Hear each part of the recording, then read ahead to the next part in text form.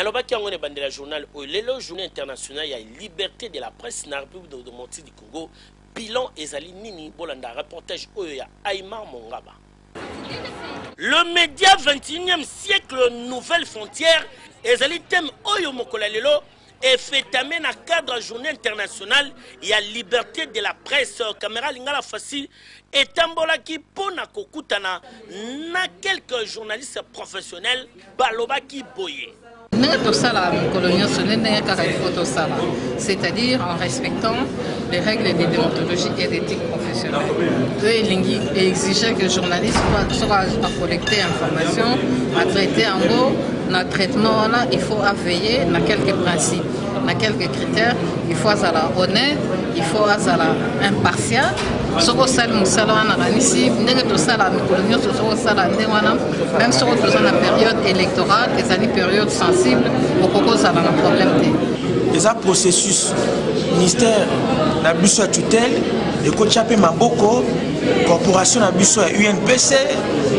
organisation mususu ba OMEC ba JED bani ba kochape maboko de façon que liberté de la presse est effective na Congo. Mais en tout cas le kuta mabe pour l'instant tozaka ko célébrer yango na ba vers na maboko na kolia moi quelque chose mais en réalité processus wana na to komi yango te faut ko bunda ka nanu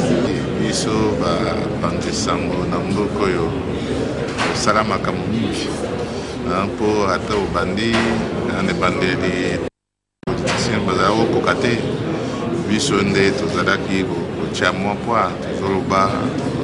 makambo oyo bango bazokoloba te biso tozobimisa. Donc il faut considérer que la constitution absolue ils ont reconnaître liberté d'expression et puis biso ba journaliste congolais tozala la loi la biso texte régissant la biso la loi sur l'exercice et la liberté de la presse et depuis 1996 donc sur le plan juridique ils ont garanti et je pourrais même dire sur le plan pratique ils ont garanti la journée de là ça revue de presse et on a tangi grand titre grand titre on est vraiment différent on doit traiter information donc quelque part on voit que liberté même au niveau de la télévision ceux qui de l'eau va agiter les cas au moment de chaque télévision à un traitement à un sujet donc liberté ils ont garanti terrible.